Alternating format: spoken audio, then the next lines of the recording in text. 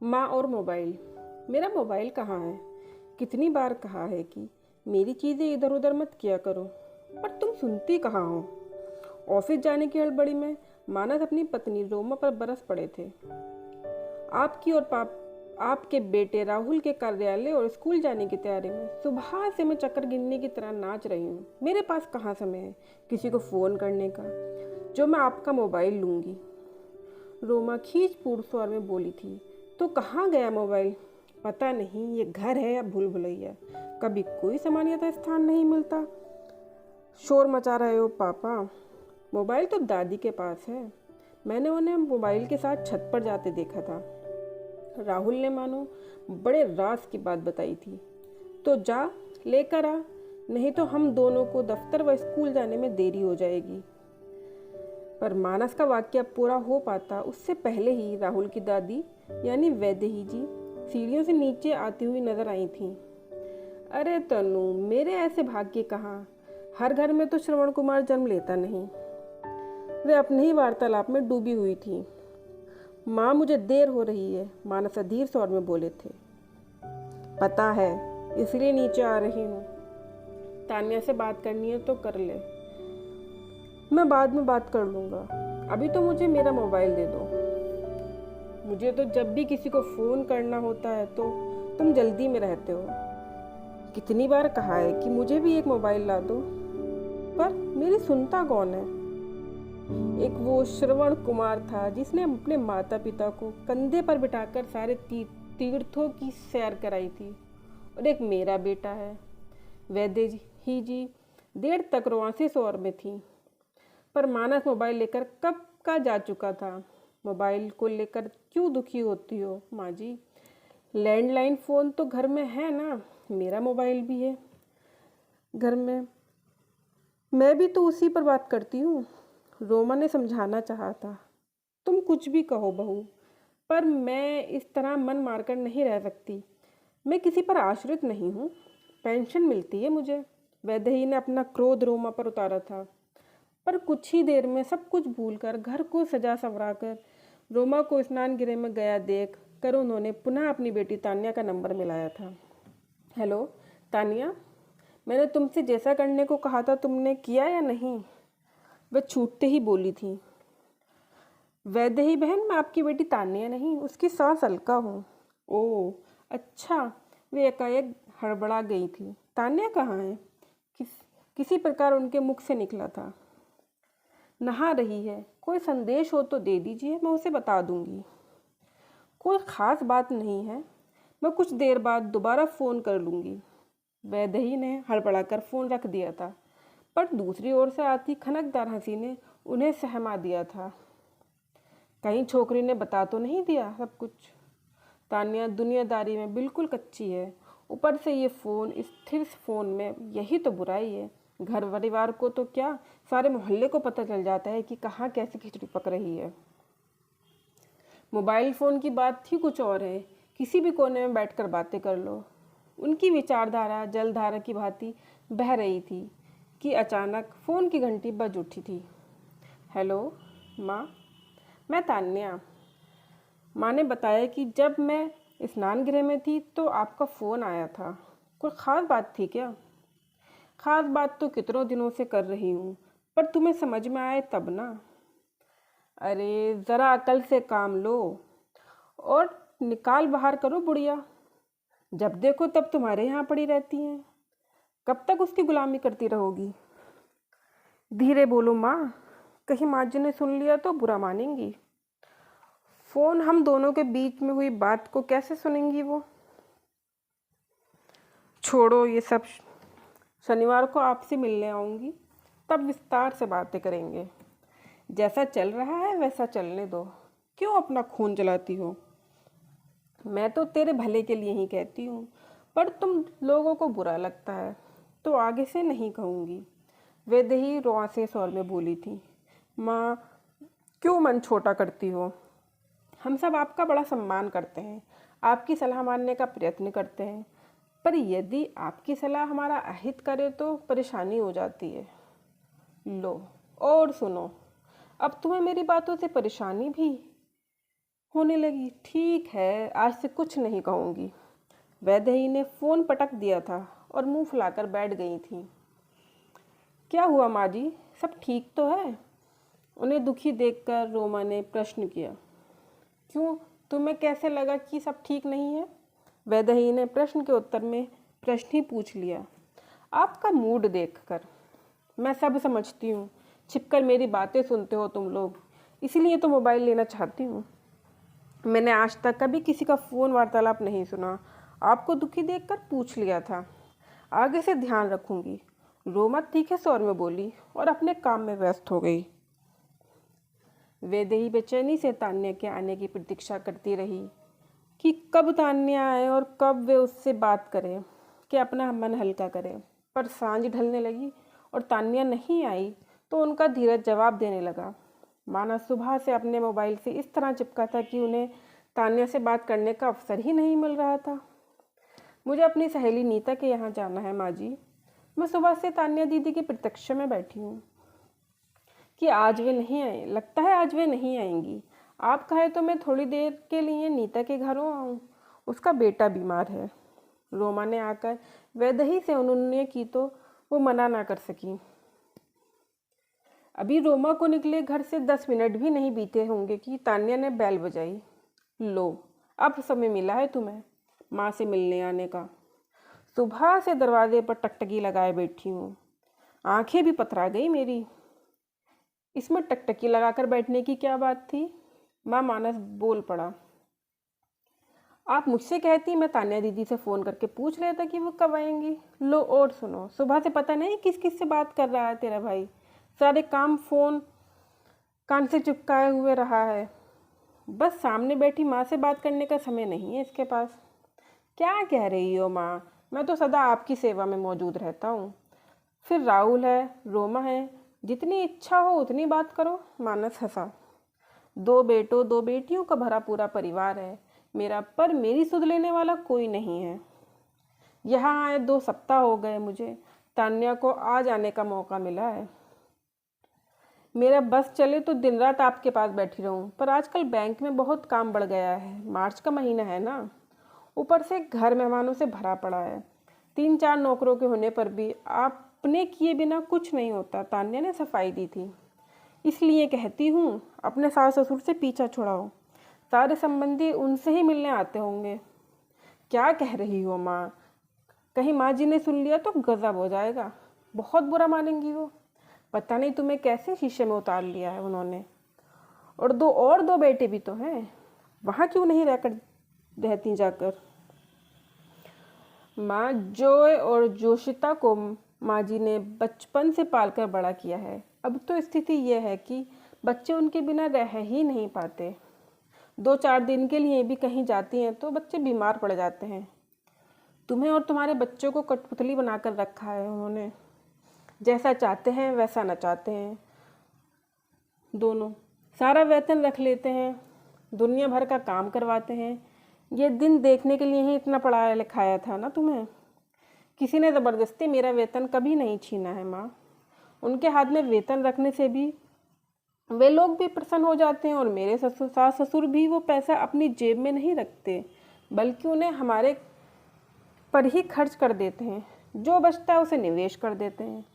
पर अपना पैसा उनके हाथ में देकर उनकी दया पर जीवित रहना कहाँ की समझदारी है। माँ, आप क्यों तान्या दीदी के घर के आंतरिक मामलों में हस्तक्षेप करती हो? इतनी देर से चुप बैठा मानस बोला था। अरे वाह, अपनी बेटी के हितों की रक्षा मैं नहीं करूँगी तो कौन करेगा? पर मेरी बेटी तो समझकर भी अनजान बनी हुई है। माँ, मैं अपने आप को सुझावों को आदर करती हूँ, पर साथ ही घर की सुख शांति का विचार भी करना पड़ता है। वही तो मैं कह रही हूँ। इतनी समस्याएं सुलझाने लगी और माँ, आपने तो दीदी के आते ही अपने सुझावों की बमबारी शुरू कर दी। ना चाय ना पानी, कुछ तो पूछा होता। मानस ने माँ को याद दिलाया। रोमा अभी तक लौटी नहीं, जबकि उसे पता था कि तान्या आने वाली है। फ़ोन करो कि जल्दी से घर आ जाए। फ़ोन करने की ज़रूरत नहीं है, वो स्वयं ही आ जाएगी। उसकी माँ आई हुई है, उनसे मिलने गई है। माँ आई हुई है? मुझे तो कह रही थी कि नीता का बेटा बीमार है, उसे देखने जा रही हूँ। उसे भी देखने गई है। कई दिनों से सोच रही थी पर जा नहीं पा रही थी। नीता के घर के पास रोमा के दूर के रिश्ते के मामा जी रहते हैं, वे बीमार हैं और रोमा की मम्मी उन्हें देखने आई हुई हैं। ठीक है, सब समझ में आ गया। माँ से मिलने जा रही हूँ ये भी तो कह सकती थी। झूठ बोलकर जाने की क्या आवश्यकता थी। रोमा अपना फ़ोन तो ले गई है। ला अपना फ़ोन दे तो मैं उससे बात करूँगी। क्या बात करेंगी? वो अपने आप आ जाएगी, मानस ने तर्क दिया। फ़ोन कर दूंगी तो जल्दी आ जाएगी। तान्या आई है तो खाना खाकर ही जाएगी। आप चिंता ना करें माँ, मैं खाना नहीं खाऊंगी। आपको जो खाना है मैं बना देती हूँ। तान्या ने उन्हें बीच में ही टोक दिया। फ़ोन तो दे मानस, रोमा से बात करनी है। वह ही जिद पर अड़ी थी। एक शर्त पर मोबाइल दूंगा कि आप रोमा से कुछ नहीं कहेंगी। बेचारी कभी कभार घर से बाहर निकलती है, दिन भर घर के काम में जुटी रहती है। ठीक है, रोमा को कुछ नहीं कहूँगी, उसकी माँ से बात करूँगी। कहूँगी आकर मिल जाएं, बहुत लंबे समय से मिल नहीं हम दोनों। माँ को फ़ोन थमाकर मानस और तान्या रसोई में जा घुसे थे। हेलो रोमा, तुम नीता के बीमार बेटे से मिलने की बात कहकर गई थी। सौदामिनी बहन के आने की बात तो साफ बोल कर गई तुम। वैदेही बोली। नहीं माँ जी, ऐसा कुछ नहीं था। मुझे लगा आप नाराज़ होंगी। रोमा सकपका गई। लो भला, माँ बेटी के मिलने से भला मैं क्यों नाराज़ होने लगी? सौदामिनी बहन को फ़ोन दो, ज़रा उनसे बात किए हुए तो महीने बीत गए। वैदेही जी का अप्रत्याशित रूप से मीठा स्वर सुनकर रोमा का धैर्य जवाब देने लगा था। उसने तुरंत फ़ोन अपनी माँ सौदामिनी को थमा दिया था। नमस्ते सौदामिनी बहन, आप तो हमें भूल ही गई। आपको भला कैसे भूल सकती हूँ दीदी, पर दुनिया भर के पचड़ों से समय ही नहीं मिलता। तो यहाँ तक आकर क्या हमसे मिले बिना चली जाओगी? मेरा तो सबसे मिलने को मन तरसता रहता है, इसलिए बच्चों से कहती हूँ कि एक मोबाइल ला दो, कम से कम सबसे बात कर मैं मन तो हल्का कर लूँगी। रसोई घर में भोजन का प्रबंध करते मानस और तान्या हंस पड़े थे। माँ फिर मोबाइल पुराण लेकर बैठ गई। लगता है उन्हें मोबाइल लाकर ही देना पड़ेगा। मैंने भी कई बार सोचा, पर डरती हूँ अपना मोबाइल मिलते ही वह हम भाई बहनों का तो क्या, अपने खाने पीने का होश भी खो बैठेंगी। दूसरा मुझे डर है कि फ़ोन पर उड़ूल जुल बात करके कहीं कोई नया बखेड़ा ना खड़ा कर दें। जो भी करें उनकी मर्जी है, पर लगता है कि अपने अकेलेपन से जूझने का उन्हें नया ढंग ढूंढ निकाला है। चलो तान्या दीदी, आज ही माँ के लिए मोबाइल खरीद लाते हैं। इनका इस तरह फ़ोन के लिए बार बार आग्रह करना अच्छा नहीं लगता। चलो चाय पीकर चलते हैं, भोजन लौट कर करेंगे। तान्या ने स्वीकृति दी थी। मैं रोमा और जीजा जी दोनों को फ़ोन करके सूचित कर देता हूँ कि हम कुछ समय के लिए बाहर जा रहे हैं। कहाँ जा रहे हो तुम दोनों? वैदेही ने अपना वार्तालाप समाप्त करते हुए पूछा।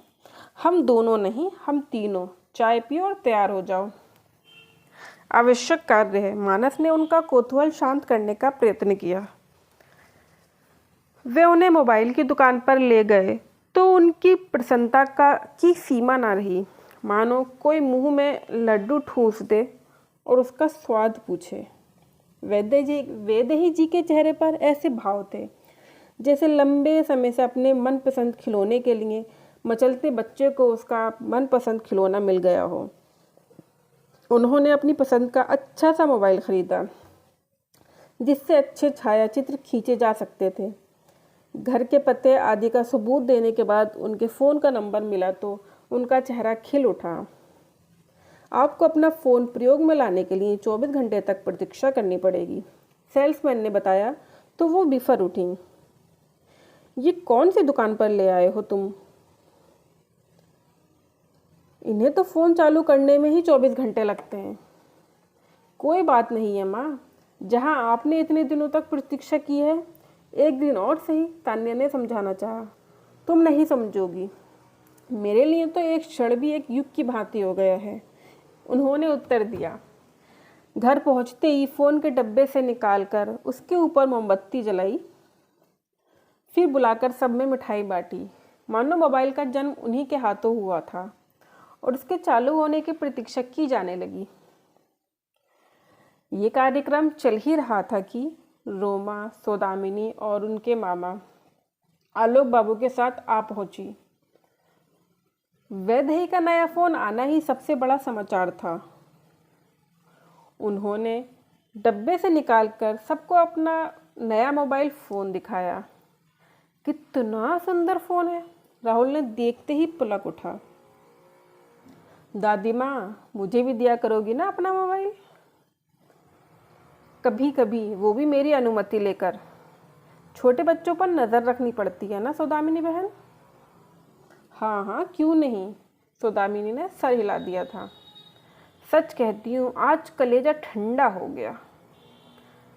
यूँ तो राहुल को छोड़कर सबके पास अपने अपने मोबाइल हैं, पर अपनी चीज़ अपनी ही होती है। आयु हो गई है तो क्या हुआ, मैंने तो साफ कह दिया कि मुझे तो अपना मोबाइल फ़ोन चाहिए ही। मैं क्या किसी पर आश्रित हूँ? मुझे पेंशन मिलती है। बहुत देर तक सौदामिनी से फ़ोन के बारे में बात करती रही। कुछ देर बाद सौदामिनी और आलोक बाबू ने जाने की अनुमति मांगी थी। आपने फ़ोन किया तो लगा कि यहाँ तक आकर आपसे मिले बिना जाना ठीक नहीं होगा, सौदामिनी बोली। यही तो लाभ है मोबाइल फ़ोन का, अपनों को अपने से जोड़े रखता है, वैदेही ने उत्तर दिया। चिंता मत करना, अब मेरे पास अपना फ़ोन है, मैं हालचाल लेती रहूँगी। मैं भी आपको फ़ोन करती रहूँगी, आपका नंबर ले लिया है मैंने, सौदामिनी ने आश्वासन दिया था। हाथ में अपना मोबाइल फ़ोन आते ही वैदेही का तो मानो कायाकल्प ही हो गया। उनका मोबाइल अब केवल वार्तालाप का साधन नहीं, उनके परिचितों, संबंधियों और दोस्तों के जवान बेटे बेटियों का सारा विवरण उनके मोबाइल में कैद है। वे चलता फिरता मैरिज ब्यूरो बन गई हैं। पहचान का दायरा इतना विस्तृत हो गया है कि किसी का भी कच्चा चिट्ठा निकलवाना हो तो लोग उनके ही शरण में आते हैं। इस बुढ़ापे में भी अपने पाँवों पर खड़ी हूँ, साथ में पेंशन भी मिलती है, वे शान से कहती हैं। और एक राज की बात, उनके पास अब एक नहीं 5 मोबाइल फ़ोन हैं। जो पहले दूरभाष पर उनके लंबे वार्तालाप का उपहास करते थे, अब उसी गुण के कारण उनका सम्मान करने लगे हैं। फ्रेंड्स, आपको मेरी ये कहानी अच्छी लगी हो तो प्लीज़ लाइक करें, शेयर करें और मेरे चैनल को सब्सक्राइब ज़रूर करें। प्लीज़ सपोर्ट करें और कमेंट में अपनी राय ज़रूर बताएं। Thanks for watching.